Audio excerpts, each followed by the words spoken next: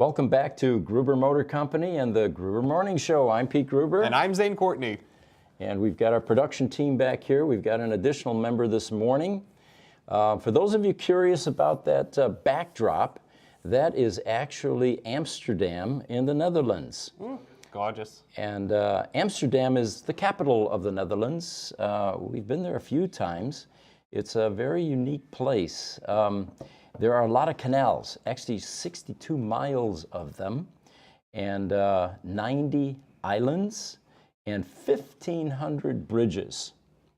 The three main canals, Herengracht, Prinsengracht, and Keizersgracht. The reason I can say those with authority is because I'm German, and these are German words.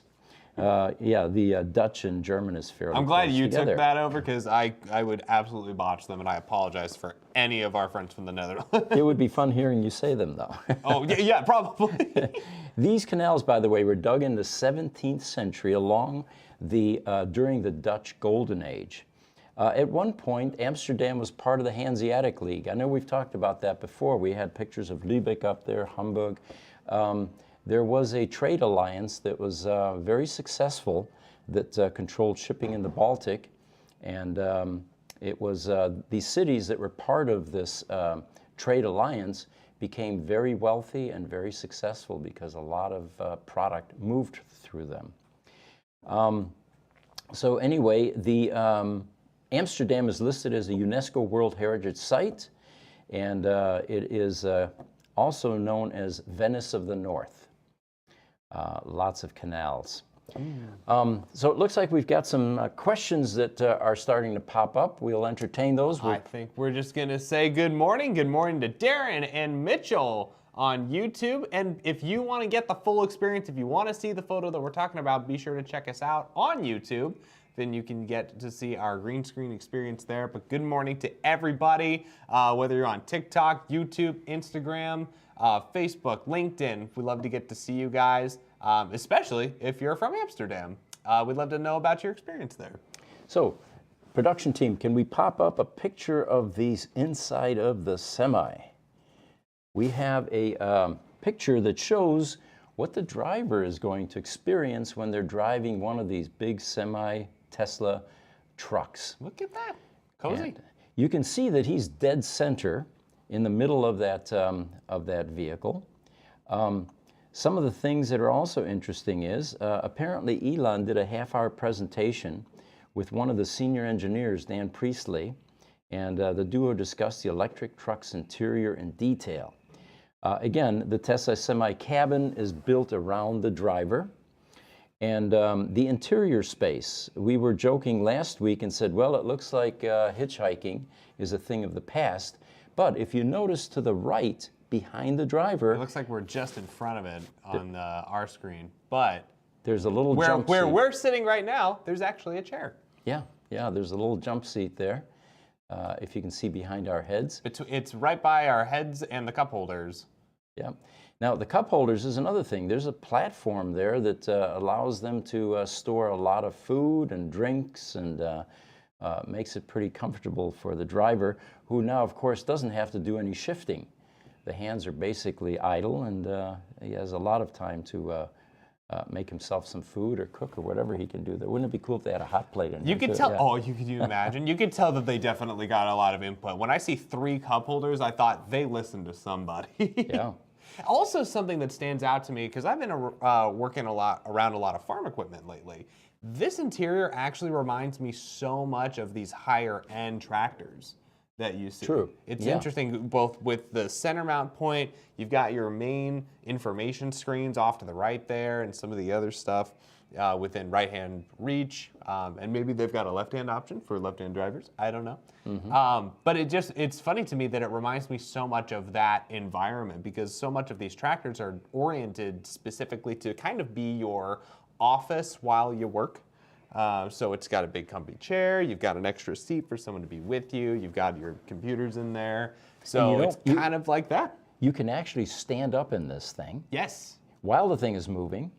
Of course, you'd have to have autopilot, I suppose, but even Elon can stand up, and apparently he's over 6 feet. 6'2", I believe, is what the stats were saying. I did not know that you could do that while moving, because we did find out that it's not a sleeper cab, which I think is cool. One, because it makes sense. I mean, that way you'll have the opportunity for autopilot to kick in for a bit. You can get up, stretch your legs, stretch out a little bit, and sit right back down. But also because we've already estimated that these Tesla semis aren't going to be, for now at least, the go-to answer for extremely long trucking journeys. But for these kind of shorter, within 300-mile trips, or even 300 miles there and back, great idea.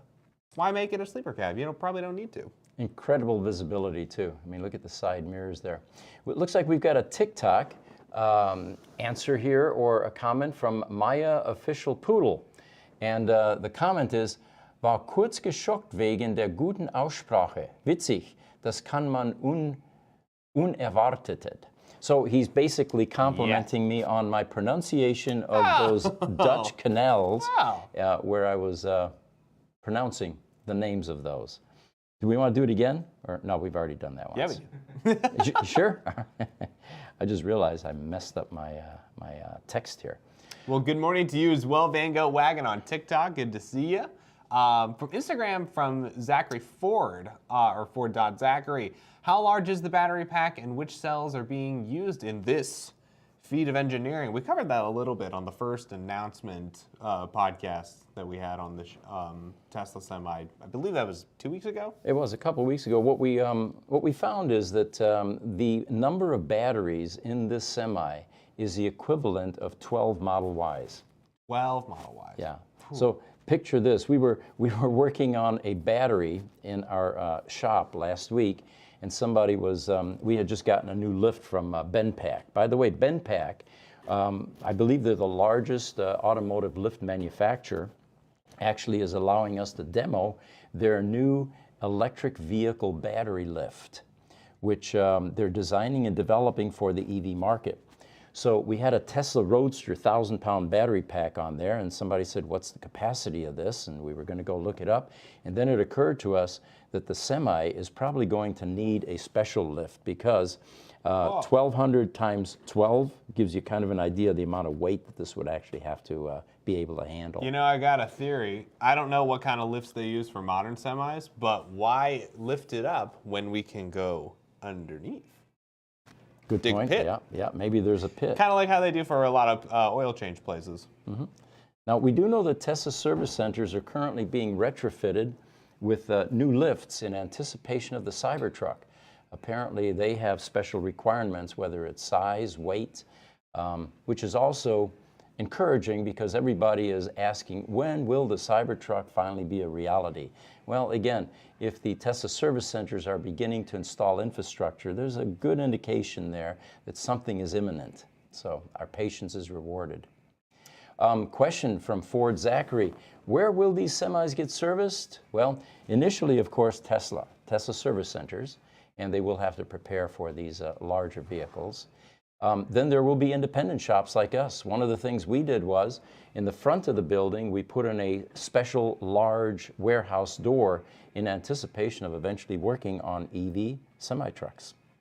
And it won't just be Tesla, there will be others as well. That's very cool. It's nice to know that it's all catching up. From Van Gogh Wagon on TikTok, does sitting in the middle have its advantages? That's a good question. I'm sure that there's a number of safety factors that were built into that. That's what's being cited, at least, is there is the visibility issue that it improves, and of course that's a safety issue. There are a few more things on the semi-truck here. They use dual 15-inch screens on both sides of the dashboard, which are the same screens that they're using in the Model 3, it turns out. Oh, there you go. Minimal, clean design, and it resonates with that Model 3Y theme. Tesla's also delivered the first batch of semi-trucks to Pepsi, the multinational beverage maker. They placed an order for 100 semis in 2017. So see, it took a while to get that truck finally to fruition. And they've been patiently waiting 5 years, and they're beginning to take delivery of these semis. I can't wait to see one on the road, on the freeway. Won't that be cool? I think I just heard something about that deal as well, where they had something specifically between trucks with chips and trucks with drinks. And the trucks with drinks, I think, are going to have either a bigger battery pack, or maybe it was a shorter trip. But there was some nuance. Yeah, depending on the load, because a truck with just chips is going to be significantly lighter than one carrying drinks. Sure. So there's some nuances in how they're going to approach that, which I just kind of think is funny, because it's another piece of the logistic puzzle with trucking. But yeah, it's kind of fun to see. It looks like Darren N is joining us from YouTube. Welcome. His question is, with this fusion energy breakthrough, do we know what cars people will be driving in the future? Will it be some sort of electric fusion car? It's a good thing you're back, Jesse. Yeah, Jesse is our fusion Do we have any expert. updates? On the Fusion? Yeah. I mean, they can't really hear me, but we'll get mic'd up for a second. Yeah, we'll get Come Mike on, up. come on, Lydia. In the meantime, Jesse, I was reading something this morning about nanotechnology, graphene batteries, solid-state batteries. They're apparently also doing research with gene splicing, and somehow this nanotechnology is going to be used for... well, they're doing it on animals right now. You come later, okay. after the trials have been done. They're not going to experiment on us for a while, I hope, anyway. So, Jesse, what have you got for us? Anything? Not as far as a Fusion car goes. I think we're still quite a ways off from having any kind of Fusion-powered vehicle. What is a cool concept, though, is that you say in the next 15 to 20 years, when we have actual power plants, hopefully, of this new technology, that would be able to power things like entire lengths of road being inductive coupling. Ooh. So like you that. could have entire freeway systems around here. We're in the Phoenix metro area, powered by this kind of perpetual energy. Perpetual, unlimited, almost free energy, except for the infrastructure that we have to develop in order to create it. Well, not only that, but clean energy. Clean energy, sustainable. no output, yes. yeah. Which is part of Tesla's goal. That's cool. Yeah. That's very cool. I think it's much more likely that this will be used to power EVs rather than like a nuclear car with its own like mini reactor in it, right? It'll just be used to power the cells within EVs. Kind of like hydrogen, where it's hydrogen cells that are able to keep a hold of charge for EVs now. I think that Jesse's more on it. I think I'm kind of in your camp, where I think it's going to be more like broad power for cities, for inductive coupling, for things like that. But that's not out of the question. Yeah, no, I mean like we'll have the reactor powering the grid, the grid which will power the EVs, as opposed to an individual reactor for each car. You know what I mean? Yeah. It's an exciting time we live in, guys. Can you believe that we get to have these conversations now? No one would have dreamed of this even 20 years ago. How cool is that? Yeah. So, can we throw up an image of the winter range for popular EV models? Speaking of power. This was a bit surprising. Good transition. This graph that we're going to pop up here shows the power consumption of various EV brands, both at 0 or freezing temperatures and during normal operation. What's most surprising here is if you look at the Tesla lineup, it's toward the middle down a ways. They tend to be the most efficient in terms of their ability to maintain power during freezing temperatures. The worst one, minus 30% loss, was the Ford Mustang Mach-E. The Chevy Bolt was even worse, minus 32%. The ID4 also in that 30% range. Exactly. Which the ID4, I heard a little bit about this, but the ID4 specifically was getting a fair amount of backlash. It's kind of surprising we didn't hear the same about the Mustang Mach-E or even the Bolt. Mm-hmm. It's kind of funny. And look who's doing well, the Nissan Leaf. It looks like that's what, 20%? Yeah. But I mean, comparatively, that's about the same as a Model 3. And look at the Audi e-tron. I think it's right at the very top Yeah, there. that thing is unreal. Look at that. That's very cool. Minus 8%? So the next question typically would be, why? What are these other manufacturers doing that creates such a poor performance? And The studies really don't elaborate yet as to what the causes are. The only thing they're saying is electric vehicles lose part of their range in winter conditions due to the slowdown of chemical and mechanical processes in sub-zero temperatures. However, all Tesla vehicles have the lowest range loss in winter conditions, a study shows. We'll probably need to do some more research and identify precisely what's going on in these cars.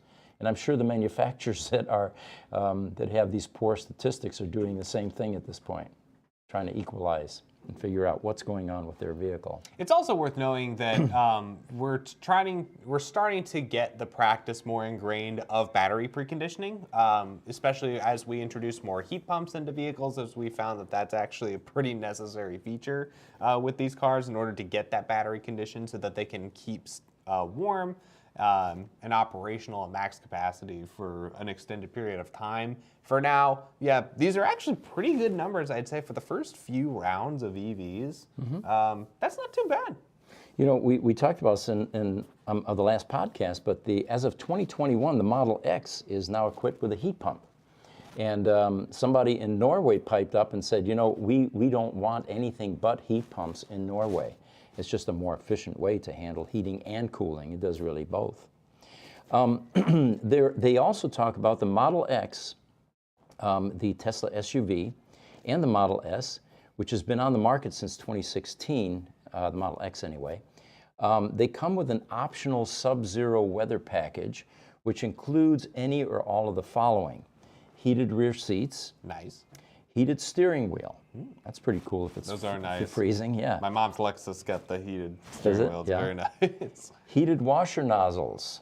That was an important one if Oh, you're trying to that's clear your nice. windshield, you know. Heated windshield wipers. I don't know if those of you guys that have lived back east, but there are times when you're driving and if it's wet and icy and your windshield begins to freeze, your windshield wiper actually freezes. Yep. and I've had that many times. can't move. So you got to get out and scrape for a while. Heated side mirrors is another one that's part of this cold weather package.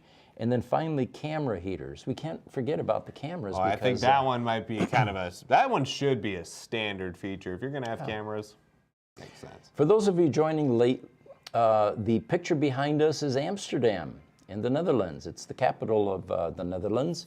Population is just over 1.5 million. It's fairly large. They have a lot of canals there. I think we counted, 62 of them or something. 1,500 bridges, phenomenal amount of bridges. And it's been called the Venice of the North. Of course, Venice, Italy also has a lot of canals and buildings that border the water lines. What they didn't have in Amsterdam was the gondolas, and the guy singing "O Sole Mio," which is probably a good idea for those of you in Amsterdam. Yeah, yeah. But they did have a lot of boats and cargo boats, small boats, a lot of bicycles too. I remember.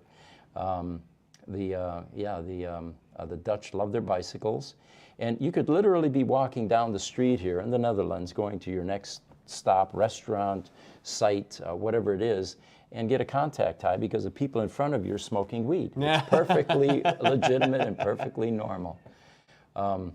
Very unusual country. Boulder, Colorado, but with more rivers. With more canals, yeah. And if you want to tell us where you're from, please let us know and keep leaving us your comments. We love getting to interact with everybody, all of you guys on TikTok, YouTube, Instagram, Facebook, LinkedIn. We love all you guys. We love to keep seeing these comments. We've got one from Phoenix EAA on YouTube. Fusion like nuclear promises to be safe and pollution-free, but it'll turn out to be deadly like nuclear and very expensive. Thoughts? We don't know that. Jesse, you have any ideas on that opinion that it could be deadly? Oh, he's not mic'd up, guys. He said, no, he doesn't think so. You know, what we do know about this new breakthrough that occurred December 1st at 1:30 a.m. See, I still remember that because we think it's going to be a major historical breakthrough, was that they were actually able to create more energy than they put in. And it was 50% more. And this was the first time in history that anything like this has happened, because no device has ever been 100% efficient. I get a kick out of these people that say, why don't you put a generator or an alternator on all the wheels in an EV and capture that energy? The reason is because the kinetic energy is not 100%. Right. And you're actually going to lose energy even though you've got a way of generating it. Right. Well, the main thing too, Phoenix, I think, was the one that commented that it's already deadly, right? We set off the bombs during World War II. Very, very, very deadly. Hundreds of thousands died instantly, right? So it's been deadly for a long time.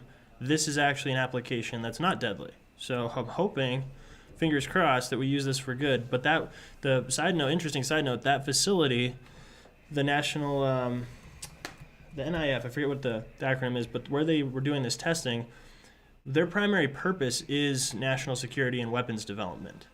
So, that's why a lot of people are having issues with how this is going to be used for power, and the experiment that they did wasn't really for powering things.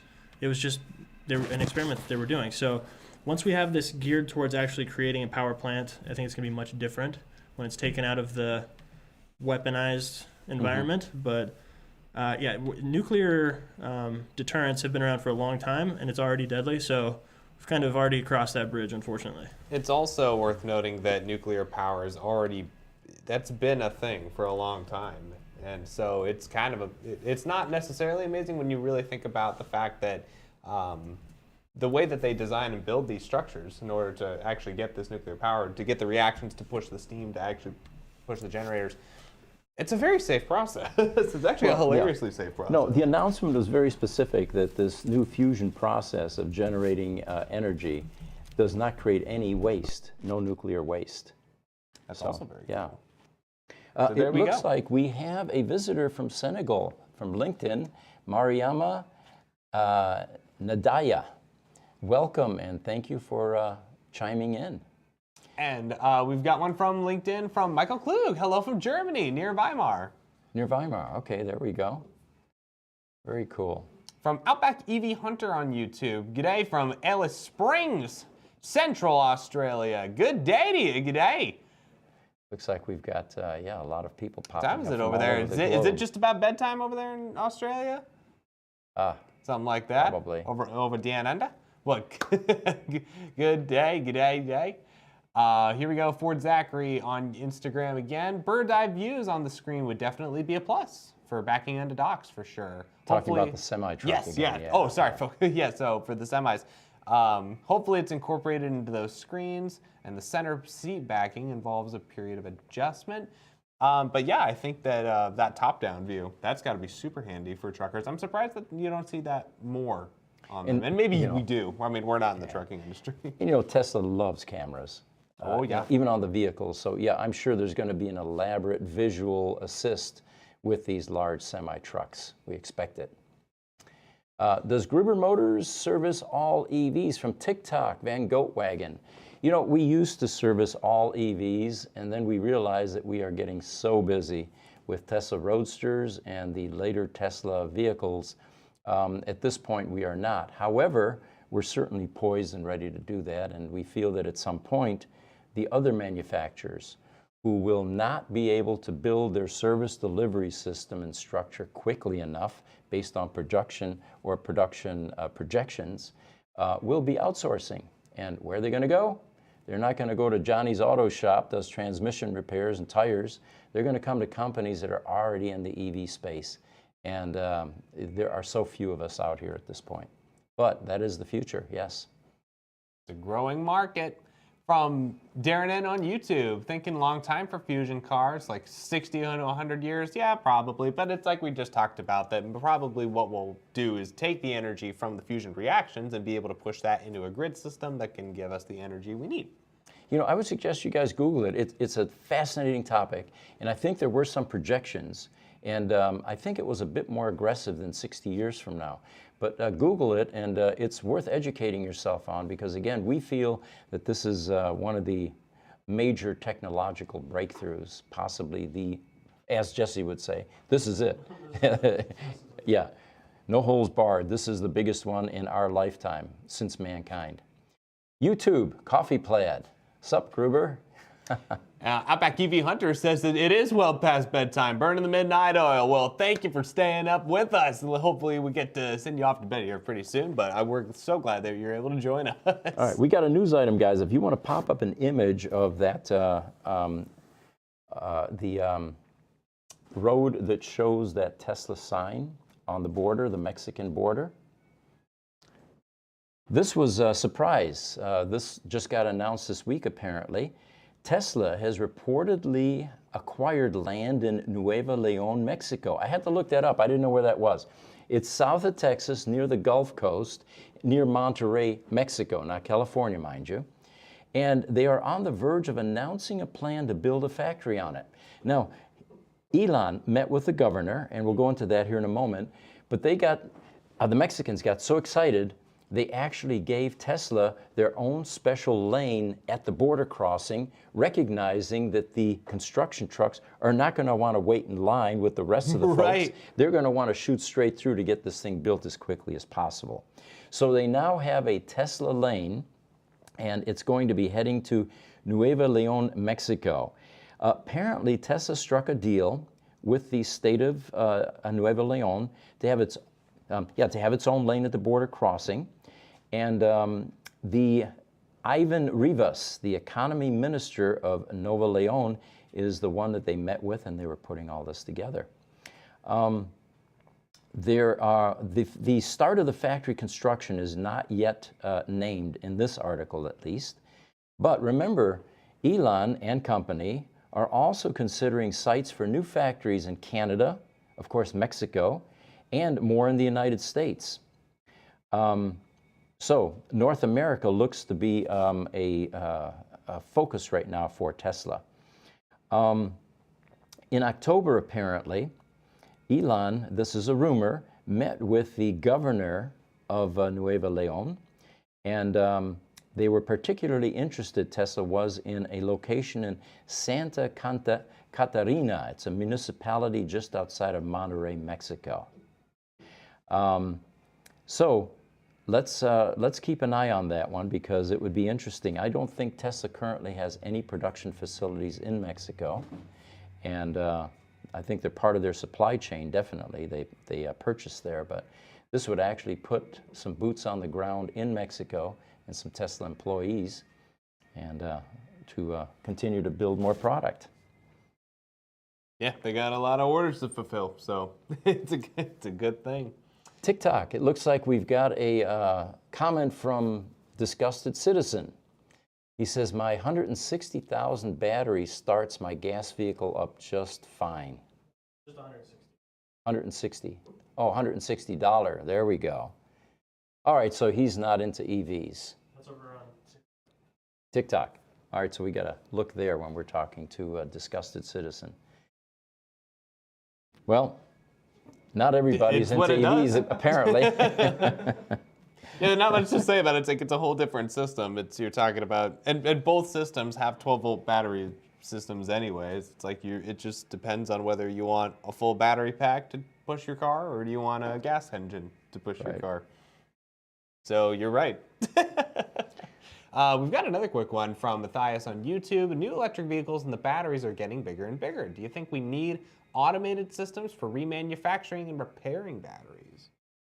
Well, I don't know about automated systems, because it's a very labor-intensive process. Trying to get my head around how that could be automated at this point.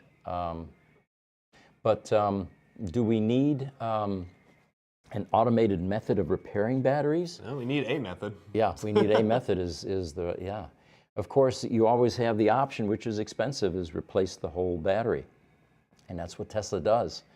The ones that they take in on trade-in, they rebuild in Lathrop, California, and oftentimes they have refurbished battery packs available. But as I've pointed out many times, the battery technology currently, despite it looking advanced, is in its infancy. There is a lot of further development that is going to take place and that needs to take place. I mean, it seems silly that you're carrying a 1,200-pound lead weight around with you when you're driving a car. So I think that the future is going to be much lighter DC storage, and it may not even be DC storage in the future, as we pointed out with this fusion technology, a different way to create energy. Here's a good question from Van Goatwagon on TikTok. Is the drawback to heat pumps the condensation they produce? And we actually did have a segment about that in regards to the amount of condensation, where they actually had to ban EVs in, where was that? It was in Norway, I believe. And yeah, yes. there are certain public structures, parking structures, for example, where you will be fined if you're spewing water. So as we pointed out, that probably kills any hydrogen cars there as well. Yes, exactly. But yeah, it's interesting because that amount of condensation, I mean, putting that much water back into the system could be a drawback, could be a benefit. Who knows? Instagram, ljosh091 says that the new solid-state lithium batteries can be recharged 10,000 times. We don't have a lot of solid-state lithium batteries to know Yeah, that. I don't know which one he's referring to. And then it looks like on TikTok, Sumding Wong joined us. Welcome back. And his question is, what drawbacks do you have with fusion technology? Expense, longevity? Well, remember, this is a brand new We just discovery. found out, yeah. Yeah, this is akin to Volta sitting there with a zinc probe touching a frog's leg, and the frog leg twitches. The phenomena has been recorded and observed, and now the applications will spring from it. But the fact that we were able to get more energy out of something than was put in is a first. We're in the silent movie era. The silent movie right. era. This is the silent movie era. A classic in its own right, but it's only going to get better. We got a couple of these are great questions, guys. Thank you so much for getting staying with us and getting involved. We love being able to answer these. From Darren in on YouTube, are you guys going to get the special lifts to service the Cybertruck, or do you already have those lifts? Well, you guys just got a whole new lift for. We believe that we already have the lifts. We ended up putting 10,000-pound lifts in our facility, even though a Tesla Model S is about 5,000 or 6,000 pounds. So we will we'll have to investigate that, but we think we have sufficient lifts. We're also working, as I pointed out earlier, with the major lift manufacturer in the United States, BendPak. And they have turned their attention to our Gruber Motor Company shop, and we're collaborating with them on developing EV-related lifts. And they're pretty excited about working with us on that, as we are.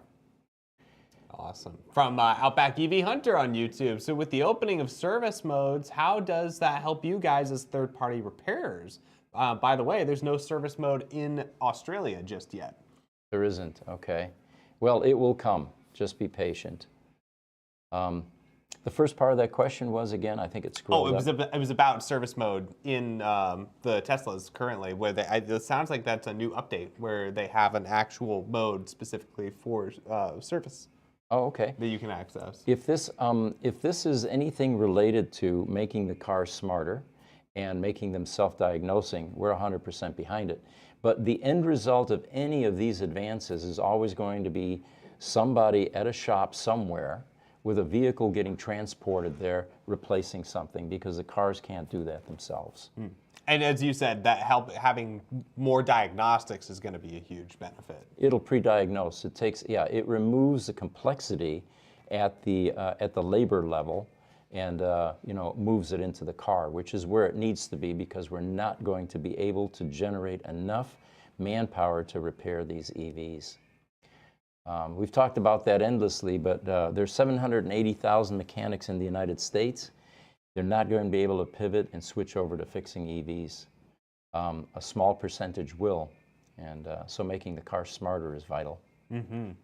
From TikTok, from Ian James Smith, hello from Great Britain. Watched your videos and was surprised to find you removed the batteries to make them work. Yeah, that's essential. Unlike Tesla that swaps the entire battery, we actually have to remove the battery, handle 1,200 pounds, raise and lower it, peel it open. It's kind of like a sardine can, but you have to save the lid because you have to reuse it. So we do body work after we remove the lid, and then we go inside and we repair either the modules, the resistive cells, or the electronics that are inside that battery pack. And the end result is a much less expensive battery repair than outright replacement. From Duck Vision on YouTube, in the future, how feasible would it be to replace traditional battery packs with updated solid state or other types? That's a great question, because as of right now, you can't just replace individual cells in a battery just due to chemistry issues. But say outright replacing the battery, that seems like that could be a viable next step. Sure, and any of the manufacturers that are working or will be working on these solid-state batteries are going to make product that is compatible with the existing install base. So it will be a retroactive replacement. I think that solid-state upgrades are going to be the new LS swap for the cars. Seriously, yeah. That's going to be tons of fun. And Mart on YouTube, thoughts on lithium versus nickel magnesium? Metal hydride, yeah. Oh, metal hydride versus other batteries for EVs, pros and cons. Do you kind of have a more preferred chemistry? You know, the landscape regarding the battery chemistry changes so rapidly, it's hard to keep up on the advantages and disadvantages. I'm not versed to talk about the differences between lithium and nickel metal hydride, but at this point, it looks like lithium iron, or LFP cells, are the new shiny thing that's come along, and a lot of manufacturers are focusing on that. What we don't know is what's being investigated behind the scenes that isn't being announced yet. And I guarantee you, companies as large as Tesla are working on the next generation, just not talking about it. Yeah, right. I was just listening to an Undecided with Matt Farrell, which is a great show. Everybody should check it out. And they were actually talking about wood batteries. It's fascinating that so many trees are actually conduits for electricity, so we might even be able to replace some of these, even graphene, with slivers of wood that can actually charge electricity in certain capacities. Obviously, it's not exactly one for one, but kind of stuff like that, especially when it comes to EV batteries specifically. You're absolutely right. A lot of the solid state tech is going to be where it's at. And yeah, it's hard to tell, but for now, lithium iron seems to be pretty cool. It looks like Mart from YouTube is saying fusion tech implementation is likely 10 years out. We'd have to go back to that article and see what the projections are, but yeah, it can't come soon enough. Yeah, Darren just responded to that that's what he hears about fusion implementations, about 10 years. Yeah, maybe. And that's probably also going to be implemented within larger structures and not necessarily a car by itself. Here's a question for our social media team from YouTube. Reloading Radio, is the podcast on Apple Podcasts list? If so, under what name? Ooh. We are working on it. We are working on getting all of our podcasts on Apple, Spotify. Is there another one that we're doing as well? It's like, are we going to have a standalone website for it as well? Yeah, well, we're trying to decide which podcast host to go with, but they'll push us out to all of the podcast platforms. Is Stitcher? Okay. I would think Stitcher is on there. The audio-only platforms we're still working on. So. Okay. We're working on those. Okay. Yeah, so we are working on that. Nothing just yet. From YouTube, Trucker Alistair, thank you, Gruber Motors. Always learning something new from you guys. Stay safe, and greetings from New Brunswick, Canada. Hey, very cool. A trucker and from Canada. Yeah, very cool. Ice Road Trucker. I got a new news item I'll squeeze in here. Apparently, Lucid has been rumored to be in financial trouble. Elon actually pointed out a couple of weeks ago, I think Rivian and Lucid are on the verge of bankruptcy. Uh-oh. They're burning through cash. Which is normal for a startup. But apparently, Lucid just got a $1.5 billion infusion, and it came from a couple different sources. But one of them was the Saudi Investment Fund, or the Saudi Public Investment Fund. Now remember, I have maintained from day one that certain EV startups are pretty secure, despite the fact that they're burning a lot of cash. And Lucid is definitely one of those, in my opinion, because the Saudis realize that the oil gig is up. What is their second act? Well, EVs and data mining, but EVs is probably more in line with what they've been doing. So I can't imagine that a Saudi investment fund, which probably has more money than anything on the planet, is going to pull out on something that is as promising as Lucid. So anyway, Lucid should get a shot in the arm from this. If you've noticed the stock, I mean, one of our managers here bought it at 24. Our guys here bought it at 12 or something like that. It was at 7 yesterday. It's definitely a bargain. You know, smart money typically buys these things when it dips. Yeah. You buy the dips and you sell the peaks. That's the rule in investing. Of course, being able to time that perfectly is usually the challenge. Yeah, maybe if you already have it, hold on. This is not financial advice channel, No. but it is funny to watch. And you know, with stocks, it's kind of wild how volatile they've been recently, just because of the amount of news that you get about this sort of thing. So, you know, who knows what's going to happen with Lucid in the next few weeks. So the rest of this article says that the majority of cash, about 950 million, that's almost $1 billion, guys, via a private sale of stock, nearly 86 million shares, to an affiliate of the largest investor, the Saudi Arabia Public Investment Fund. The remaining 600 million was raised via traditional secondary stock offerings, and which Lucid sold an additional 56 million shares. Now, this new round of funding was structured to keep the Saudi Public Wealth Fund's stake in Lucid at its previous level of about 62%. So they do have majority ownership. This will further strengthen the balance sheet at Lucid and its liquidity position. In other words, they'll be able to burn through some more cash to get their product to market. Lucid actually had $3.85 billion in cash as of September 30th in the most recent support. So I think a lot of these doomsday predictions about Lucid are probably not well researched. Or a very long way off. Yeah. From Outback EV Hunter, check out Kyle's out-of-spec channel report on service mode. Oh, very cool. I didn't know he even did that. And I'm subscribed to him. I feel like a fake fan. Did a full battery overview, capacity check, discharge to measure accurately. That's very cool. Yeah, definitely have to check that out. We're big fans of Kyle from Out of Spec. He's one of the well-respected members of this EV community, yeah. Wait a minute, TikTok, that Jetta wearing sunglasses is an indication for not honest people. I'm sorry that our integrity is being brought into question. I know. But TikTok, again, Jetta, I would suggest you put on your sunglasses while watching our podcast, and you may have an epiphany that convinces you that this is a good thing to do during our podcast. So I'll just leave it there. Worst case scenario, you watch it and it's just slightly underexposed. Yeah. From Martin on YouTube, how many volts and amps do you safely have to deal with upon removing a battery on a Tesla, let's say a Roadster, and avoid becoming part of the circuit?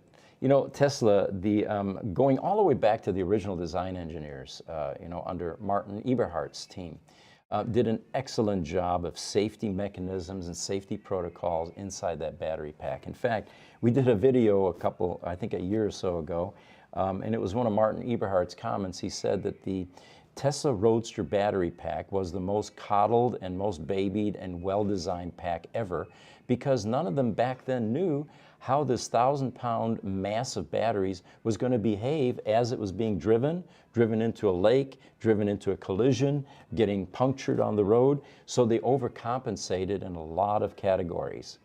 His concern is that the later manufacturers that were coming along probably weren't paying as much attention to the design.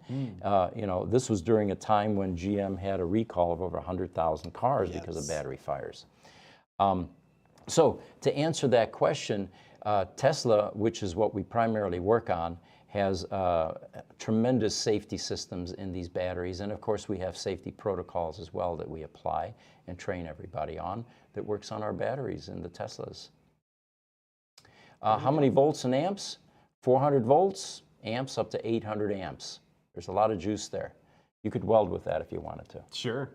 Yeah, is there any specific thing that you guys do to prevent yourself becoming part of that circuit? Well, we have safety gear. There are, we have insulated gloves. We look at the protocols. There are contactors inside the batteries that open up. There's an interlock safety loop that opens up as soon as you remove certain panels and covers. So yeah, again, the battery, they anticipated the dangerous environment that these batteries represent. This is a really good segue, I think, to our next segment here on General Motors. It is. Why don't we talk about that? For those of you that have general EV questions, Not the type where, why does my Model 3 pull to the right and what's the alignment procedure? The kind that Pete can answer because he's a professional. So GM actually has a web link that you can go to. A live human being will pop up. They can see you if you like, if you have a camera. And it is the website that you can go to get questions answered regarding electric vehicles is evlive.gm.com. Now, you wouldn't expect somebody that's a Johnny-come-lately in the EV world to have this kind of expertise, but when I spoke with them a few weeks ago, spent about a half an hour talking to a nice young lady who was very attentive, was able to answer a lot of questions, took me through their suite of products as I asked. And I would recommend it for those of you that have general questions. GM's doing a pretty good job with this QA session that they have on this website. Did you say anything about the Equinox EV? I didn't ask. Darn it. We'll have to call him back. Yeah, so GM. And let's see. That's fun. Yeah, it's fun because I love what I love about this show is that we're able to, well, and you specifically are able to answer those more specific questions in regards to chemistry and practices and roadsters, things that our friends at GM don't necessarily have to deal with so much as the general kind of get everybody up to speed on EVs and what makes them different from their gas lineup, so on and so forth. So it's kind of fun. Have another outlet for that. Instagram, Dormand. Hey, we love Dormand. What does it typically cost for a repair service of a Model S battery? $5,000 to $7,000. Replacement at Tesla, $22,000. So it's cost effective. Plus you're under warranty. Yeah, Yes. right. From Darren N on YouTube, looking forward to the sodium-ion battery. Me too. I heard it performs great in cold weather, minus 20 Celsius, and it's very cold in Canada today. So, yeah, I agree. I love stuff like that. I think these salt batteries are really handy. Yeah. From user 727 on TikTok, what do you think about Mullen, the EV company? I don't know. I know the name. I don't know really anything about them. They keep popping up. Yeah, I found a new one this morning, Skoda. Never heard of them. Skoda's been big in the UK, actually. Really? Yeah. Okay. It's cool how many are popping up and how many are making EVs. All right, so this leads us into the next question from TikTok. KYB065. And also from Oscar Milan, apparently. This Also is a asked shared us, question. What right now is your favorite EV and which one are you most excited about? Ooh. You? Okay, favorite EV right now? Probably, my favorite one is the Rivian R1T. And I would even say some of the R1S, just because they're kind of the perfect mix of just all really good engineering in so many regards and so many smart engineering moves, as well as just having fun. And American made. I love to see things coming home. But the one I'm most excited about probably would be actually the Aptera. I think that there's a lot of fun stuff going on with Aptera. Also a big fan of Canoe, but I think Aptera is going to be one to watch. It ranks up there, yeah, with the solar cells on the roof surfaces. The most interesting coupe that could possibly come out in the 2020s. I'm going to go ahead and make sure this is not the one making the sounds here. I think it that's might my be wife. that one. It's yours? Yeah, sorry about that. It's okay. Just want to make sure. My favorite, of course, the Tesla Roadster, hands down. Right. Naturally. But besides that, Electromechanica makes a very limited edition 50s Porsche Roadster. All EV, all electric. And they kept the styling cues of the original Porsche Roadster. That would be a cool car. Now, having said that, there, of course, eventually, as these EV manufacturers start making mainstream cars, there will be a specialty version of vehicles, just like Dodge did with the Viper. Sure. Once they've got a revenue stream that's established, then they can play a bit and experiment. So I'm looking forward to the day that these EV manufacturers will begin to deviate and dabble with things that may be risky, but cool. Yeah. Oh, yeah. What we need is a 60s Mopar revival, like the agreed. 71 Hemi Cuda. Well, let's get an EV version of that. Right? The 68 Dodge Charger, the 69 Plymouth Roadrunner. Oh, the and then the EV Chevys, the Camaros, yes. Those were timeless styled cars. Oh. Yeah, no, and people do conversions on them now, and they look awesome. Those retro mods that some of these guys do on these things are unbelievably cool. You know, we get this question a lot. Here's a Facebook question from Charles Jutkins. Welcome, Facebook. What do you think about battery repairability on 2170 versus 4680? Or even 18650 versus 4180, Ooh. 4680. It looks like the 4680 is pretty much unrepairable because of the foam, the encapsulated package that it comes in. And of course, Sandy Munro did an in-depth analysis, an archaeological dig basically, show what's inside these structural battery packs. Our simple answer to that is the business that we're in is problem solving and innovating, and it's a problem that we're going to have to solve because batteries should be repairable. You know, why take a $22,000 battery pack that's got one $4 cell that's defective and throw the whole pack out or get it refurbished? Exactly. You know, things like that should be repaired. Yeah, StoreDot's also claiming that a 300 watt per liter battery is coming out for a 4680 form factor. Okay, all right. We'll have to get more information on that. And we've heard a little bit from StoreDot in regards to... StoreDot came up a number of times, yeah. Got a news item here for you. In Fulham, England, since the beginning of 2022, a Shell gas station has removed all its gas pumps and now is instead offering rapid EV chargers. The awnings over each of the chargers is equipped with solar panels. Well, who would have thought? You know, you got all that surface area. Checks out. Why not capture some sun? Which is hard to do in the UK if you think about it. I've heard about that. Yeah. But they're doing it. So they say that these chargers can charge a Tesla Model 3 in a half an hour and costs about $39. I think filling up a gasoline car these days is probably that much or maybe twice that much. Oh, so for half 39. a tank? Half a tank isn't 39. So, and this gas station apparently is far more luxurious than what most people are used to. Now here comes the clincher here. This is what we've been talking about for some time. Since charging an EV takes longer than pumping gas, the station offers more food and activities for customers while they wait. There you Who go. would have thought you can monetize this and, you know, get a whole suite of services? They go further. Right. You can even get groceries there, buy coffee, or get your car washed, or take a breather in the lounge chairs. It'd be kind of nice to see a revival of what a gas station could be, where it's just a cool hangout spot. You plug your car in, then you go and you hang out for a few minutes, and you get to, you know, instead of just a convenience store that's there to buy a couple of chips and whatever you get in, get out. Yeah, I mean, there's a place for that, obviously, but hey, might as well make it cozy. Sure. So Shell feels that this will represent several billion-dollar opportunity for suppliers, these types of electric gas stations, or they can't call them gas stations anymore, electric charging stations. Yeah. Shell, it says, is currently the largest gas retailer in the world with tens of thousands of stations across the globe. So there's an immense potential to prevent the burning of its own planet overheating dirty energy sources by erecting more of these gasless gas stations. The plans to create more of these stations across England at least, and the US, is a goal of 500,000 by the end of 2025, which is a pretty aggressive growth projection if you think about it. All right, yes? Hey, we're at 5 minutes. 5 minutes to go? All right, let's entertain a few questions, and then I have one more thing about Elon that we're going to talk about. Just a quick one here. Yeah. And again, if we don't get to your question today, I'm actually not going to be here this week for the next show. I'll be out for the holidays, but please leave us your questions. You can always send them to, what's the... EV@gruber.com.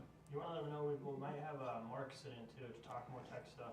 Actually, our CFO, who yes. is also our technical guru here at the Gruber Companies, will be joining us and replacing Zane for those sessions that he's gone. So you'll get to meet Mark Schaffner at the next podcast. Is this Thursday is the first one that you're out? Yes, okay. sir. All right, so that'll be Mark then.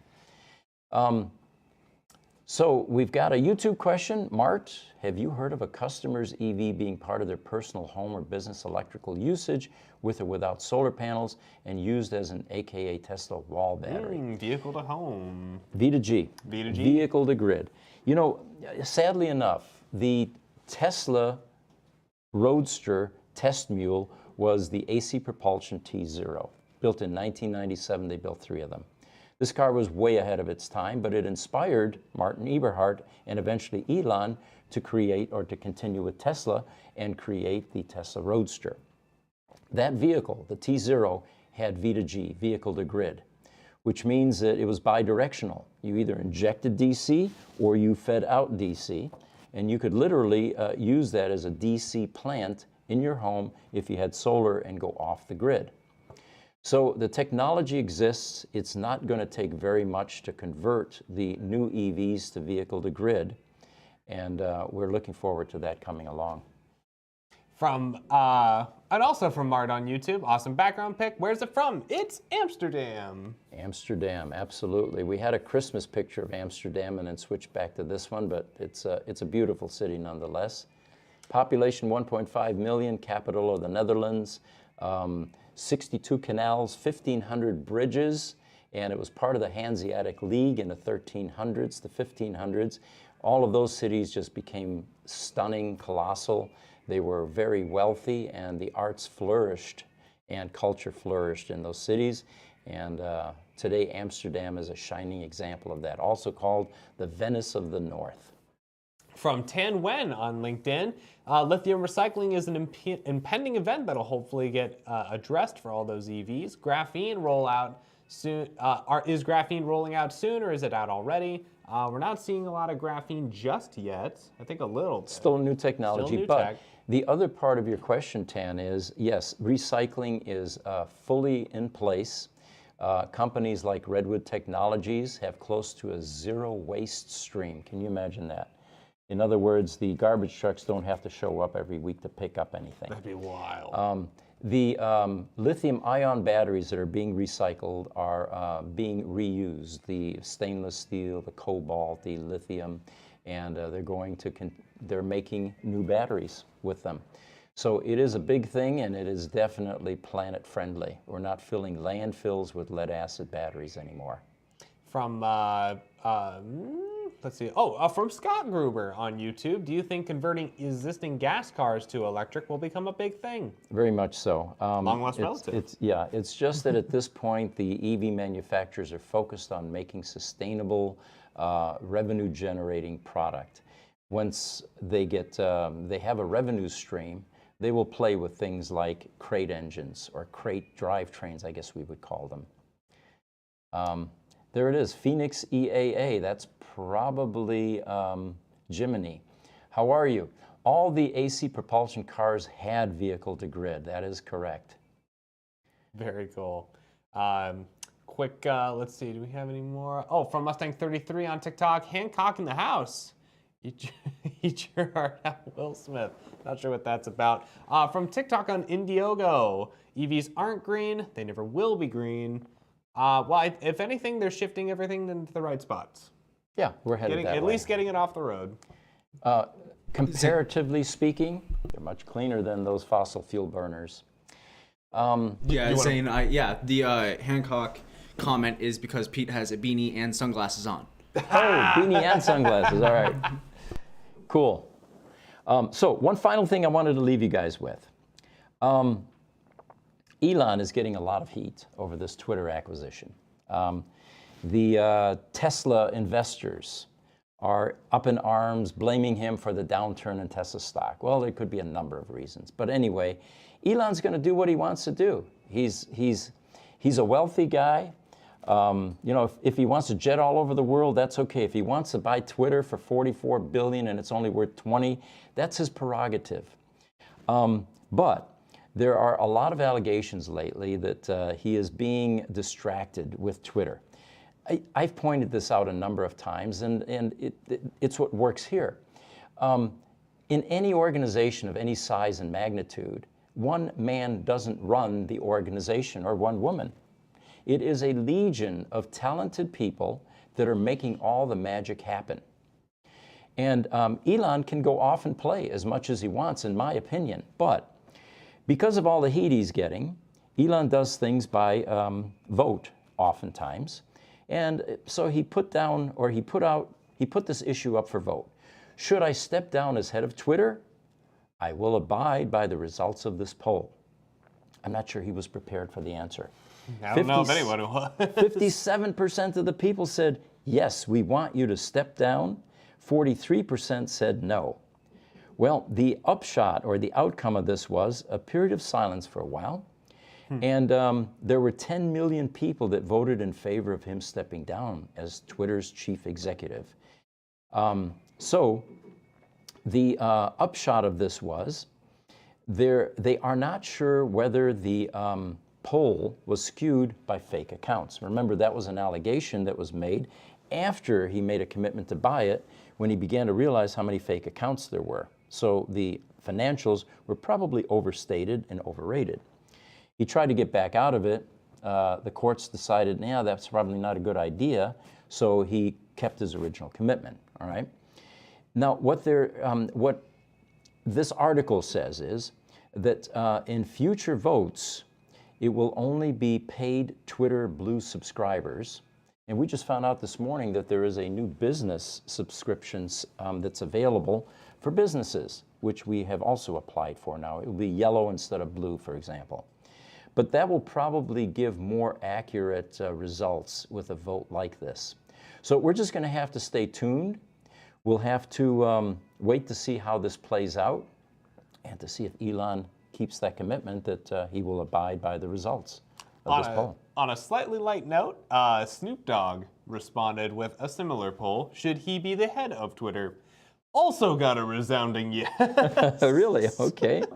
Well, it looks like it's up for grabs, folks. So if you want to put your name in a hat, this would be the time to do it. You'll be in competition with Elon Musk and Snoop Dogg for the role, but you can.